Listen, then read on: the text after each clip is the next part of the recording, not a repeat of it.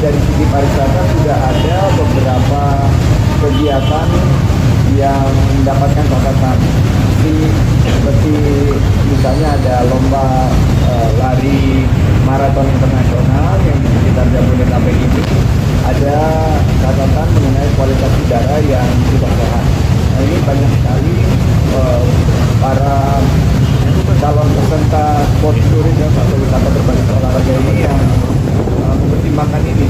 Dan jika tidak ditangani dengan baik, ini akan berdampak buruk terhadap reputasi maupun juga penyelenggaraan event tersebut, dan akhirnya berdampak juga kepada penurunan minat untuk berwisata terutama di wilayah Jakarta yang tetap menjadi gerbang wisatawan nomor 2 setelah Bali dan Kepri, 3 teratas untuk kunjungan wisatawan.